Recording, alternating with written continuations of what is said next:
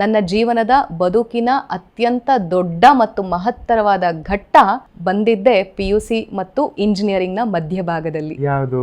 ಆಶ್ಚರ್ಯ ಆಗ್ಬಹುದು, ನನ್ನ ಮದುವೆ ಆದಂಥ ಸಂದರ್ಭ PUC ಮತ್ತು ಡಿಗ್ರಿಯ ನಡುವೆ. ಓ ಹೌದಾ? ಅದನ್ನ ನಾನು ಸಂತೋಷವಾಗಿ ಹೇಳ್ಬೇಕೋ ಅಥವಾ ದುಃಖವಾಗಿ ಹೇಳ್ಬೇಕೋ ಗೊತ್ತಿಲ್ಲ. ಅವತ್ತಿನ ಸಂದರ್ಭಕ್ಕಂತೂ ಅದು ನನಗೆ ಬಹಳ ದುಃಖಕರವಾದ ವಿಷಯನೇ. ಯಾಕಂದ್ರೆ PUC ಆಯ್ತು, ಅಮ್ಮನ್ಗೂ ಏನ್ ಮದ್ವೆ ಮಾಡ್ಬೇಕು ಅಂತ ಏನ್ ಮನ್ಸಿನಲ್ಲಿ ಇರ್ಲಿಲ್ಲ, ಓದಿಸ್ಬೇಕು ಅಂತ ಆಸೆ ಅಮ್ಮನ್ಗೆ. ಆದ್ರೆ ನಮ್ಮ ಅಜ್ಜ ಅಜ್ಜಿಗೆ ನನ್ನನ್ನ ಅವ್ರ ಮನೆಗೆ ತಂದ್ಕೋಬೇಕು ಅಂತ ಹೇಳಿ ಇಮೋಷನಲಿ ಅವರು ತುಂಬಾ ಅಟ್ಯಾಚ್ಡ್ ಆಗಿದ್ರು. ಹಾಗಾಗಿ ನಮ್ಮ ಅಮ್ಮನಿಗೆ ಒತ್ತಾಯ ಮಾಡಕ್ ಶುರು ಮಾಡಿದ್ರು. ನೋಡೋ, ನನ್ ಮಗನ್ಗೆ ಕೂಡ ಏಜ್ ಆಗ್ತಾ ಇದೆ, ನನಗೂ ಇನ್ನೂ ಏಜ್ ಆಗ್ತಾ ಇದೆ, ನಾನ್ ಕಣ್ಮುಚ್ಚ ಮುಂಚೆ ನನ್ ಮಗನ್ ತಲೆ ಮೇಲೆ 2 ಅಕ್ಷತೆ ಕಾಳು ಹಾಕ್ಬಿಟ್ಟೆ ನಾನು ಸಾಯ್ಬೇಕು, ನೀನ್ ಬೇಗ ಮದ್ವೆ ಮಾಡಿದ್ರೆ 2 ಅಕ್ಷತೆ ಕಾಳು ಹಾಕಿ ನೆಮ್ಮದಿಯಾಗಿ ಇದ್ಬಿಡ್ತೀನಿ ಕಣವ್ವ ಅಂತ ಹೇಳಿ ನಮ್ಮ ಅಮ್ಮನ ಮೇಲೆ ಒಂದು ಫೋರ್ಸ್ ಮಾಡ್ಲಿಕ್ಕೆ ಶುರು ಮಾಡಿದ್ರು. ನಮ್ಮಮ್ಮನಿಗೆ ಅವ್ರ ಅಪ್ಪ ಅಮ್ಮನ ಮೇಲಿನ ಒಂದು ಪ್ರೀತಿ, ನನಗೆ ನಮ್ಮ ಅಪ್ಪ ಅಮ್ಮನ ಮೇಲಿನ ಪ್ರೀತಿ. ನಮ್ಮಮ್ಮ ಅಪ್ಪನ ಜೊತೆಗೆ ಮಾತಾಡಿದ್ರು. ಅವ್ರೊಂದು ಡಿಸೈಡ್ ಮಾಡಿದ್ರು, ಇಲ್ಲ ಮಗಳನ್ನ ಓದ್ಸೋಣ, ಓದೋದ್ ಮುಖ್ಯ, ಪಾಪ ಅಷ್ಟು ಕಷ್ಟಪಟ್ಟು ಓದ್ತಾ ಇದ್ದಾಳೆ, ಒಳ್ಳೆ ಮಾರ್ಕ್ಸ್ ತೆಗಿತಾ ಇದ್ದಾಳೆ, ಅವಳನ್ನ ಯಾಕೆ ನಾವು ಮದ್ವೆ ಮಾಡಿ ಹಾಳು ಮಾಡೋದು, ಓದ್ಲಿ ಅಂತೇಳಿ ಒಂದು ಡಿಸಿಷನಿಗೆ ಬಂದ್ರು. ಅವ್ರ ಅಪ್ಪ ಅಮ್ಮನಿಗೆ ತನ್ನ ಮಗಳಿಗೋಸ್ಕರ ಕನ್ಫರ್ಮ್ ಡಿಸಿಷನ್ ಹೇಳಿದ್ರು, ಇಲ್ಲ ನೀವು ಕಾಯಿರಿ ಸ್ವಲ್ಪ ದಿವಸ, ಆ ನಂತರ ನಾವು ಮದುವೆ ಮಾಡ್ಕೊಡ್ತೀವಿ, ಆಮೇಲೆ ಆಗ್ಲಿ ಅಂತೇಳಿ. ಆಯ್ತು ಅಮ್ಮ, ನಾನೊಂದು ಕಂಡೀಷನ್ ಹಾಕ್ತೀನಿ, ಮಾಡ್ತೀರಾ ಅಂದೆ. ನಾನು ಮದ್ವೆಗೆ ಒಪ್ಕೊಳ್ತೀನಿ, ಆದ್ರೆ ನೀವು ನನಗೆ ಓದಿಸ್ತೀರಾ ಮುಂದೆ, ನನ್ನ ಮದುವೆ ಆದ್ರೂ ನಂಗೆ ಓದ್ ನಿಲ್ಸಲ್ಲ, ನಾನು ಓದಬೇಕು, ನನಗೆ ನೀವು ಓದಿಸ್ತೀರಾ ಅನ್ನೋದಾದ್ರೆ ಮಾತ್ರ ನಾನು ಮದುವೆ ಆಗ್ತೀನಿ ಅಂದೆ.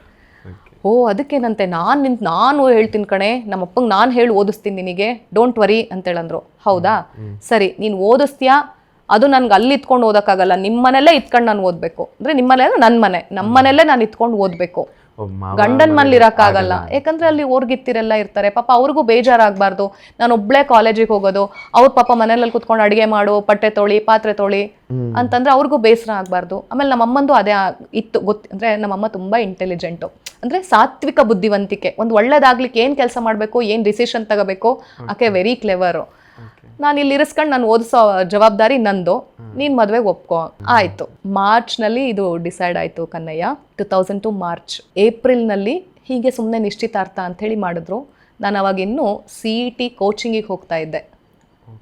CET ಹೋಗಿ ಸೆಕೆಂಡ್ PUC CET ಹೋಗಿ ಟ್ಯೂಷನ್ಗೆ ಹೋಗಿ ಮನೆಗೆ ವಾಪಸ್ ಬಂದು ನಾನು ನಿಶ್ಚಿತಾರ್ಥ ಆಗಿದ್ದೀನಿ.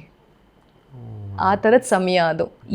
ಇನ್ನೇನು ಜೂನ್ 2ನೇ ತಾರೀಕು ನಮ್ಮ ಮದುವೆಯ ದಿನಾಂಕ ನಿಶ್ಚಯ ಆಯ್ತು. ಅದಕ್ಕೆ ಮುಂಚೆ ಮೇ 12, 13ಕ್ಕೆ ನಾನು CET ವಿತ್ ತ್ಯಾಗರಾಜ್ ಮಾಮ, ಅವ್ರ ತಮ್ಮ, ನಮ್ಮ ಅಮ್ಮನ ತಮ್ಮನೆ. ಕೊನೆಗೆ ಬರೋಣ ಅಂತಿದ್ದೆ, you disclosed it actually. Because excited ಅಲ್ಲ, ಎಷ್ಟೋ ಜನಕ್ಕೆ ಅನ್ಸುತ್ತೆ ಹಂಗಾರೆ ತ್ಯಾಗರಾಜ್ ಅವರು ಮತ್ತೆ ನಾಗಶ್ರೀ ಅವ್ರು ಇಬ್ರು ಸೋದರ ಸಂಬಂಧ ಅಂತ ಎಷ್ಟೋ ಜನ ಗೊತ್ತಿರುತ್ತೋ ಇಲ್ವೋ ಹತ್ರದವ್ರಿಗೆ ಬಿಟ್ಟು. ಇನ್ನೊಂದು ಅಸ್ಟಾನಿಶಿಂಗ್ ವಿಷಯ ಹೇಳ, ನಮ್ಮ ಮನೆಯವರು ತುಂಬಾ ಹೆಣ್ಣು ನೋಡ್ಬಿಟ್ಟಿದ್ದಾರೆ. ನಾನು ಮನೆಯಲ್ಲಿ ಇದೀನಿ ಅಂತ ಗೊತ್ತಿದ್ರು ಕೂಡ, ಅಂದ್ರೆ ಮನೆಯಲ್ಲೇ ಇರೋ ಹೆಣ್ಮಕ್ಳನ್ನೇ ನಾನು ಮದ್ವೆ ಆಗ್ತೀನಿ ಅಂತ ಗೊತ್ತಿದ್ರು ಕೂಡ ತುಂಬಾ ಜನ ಹೆಣ್ಮಕ್ಳನ್ನ ಅವ್ರ ಅಪ್ಪ ಅಮ್ಮ ಹುಡುಕ್ಬಿಟ್ಟಿದ್ದಾರೆ. ಬಹುಶಃ ಅವ್ರು ಎಷ್ಟು ಮನೆ ಉಪ್ಪಿಟ್ಟು ಕೇಸರಿ ಬಾತ್ ತಿಂದಿದಾರೋ ಗೊತ್ತಿಲ್ಲ, ನಮ್ಮಮ್ಮ ಮತ್ತೆ ಅವರಮ್ಮ ಒಂದ್ 50-60 ಮನೆ ಉಪ್ಪಿಟ್ಟು ಕೇಸರಿ ಬಾತ್ ತಿಂದಿದ್ದಾರೆ. ಅವ್ರಷ್ಟು ಮನೆ ಋಣ ಇವ್ರ ಹತ್ರ ಇದೆ ಇವಾಗ. ಅಂಡ್ ಯು ಡೋಂಟ್ ಬಿಲೀವ್, ಅವರಿಗೆ ಹೆಣ್ಣು ನೋಡಕ್ಕೆ ನಾನೇ 2 ಮನೆಗೆ ಹೋಗಿದ್ದೀನಿ ನಮ್ಮ ಅಮ್ಮನ ಜೊತೆಗೆ. ಕೊನೆಗೆ ಹುಡುಗಿ ಇಲ್ಲೇ ಇದ್ದಾಳೆ ಅಂತೇಳಿ ಕೊನೆಗೆ ಗೊತ್ತಾಯ್ತು. ಊರೆಲ್ಲ ಹುಡ್ಕುದ್ರು ನಮ್ಮ ಮನೆಯವ್ರು ಯಾರನ್ನೂ ಒಪ್ತಾ ಇರ್ಲಿಲ್ಲ ಕನ್ನಯ್ಯ.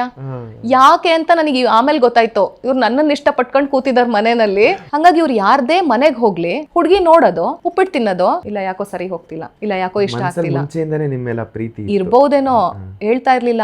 ಬಟ್ ಅವ್ರ ಅಪ್ಪ ಅಮ್ಮನಿಗೆ ಇಲ್ಲ ಯಾಕೋ ನಂಗೆ ಇಷ್ಟ ಆಗ್ತಿಲ್ಲ ಇದು ಅಂತೇಳಿ ಬಿಡೋದು. ಆಮೇಲೆ ಯಾವಾಗ ಅವ್ರ ಅಪ್ಪ ಅಮ್ಮ ನೋಡು ನಾಗುನೇ ತನ್ಕ ಬಿಡೋಣ ಅನ್ಕೊಂಡಿದ್ದೀನಿ ನಿನಗೆ ಅಂತ ಹೇಳಿದ್ರು, ಅವ್ರು ಸೈಲೆಂಟ್ ಆಗೋಗ್ಬಿಟ್ರು.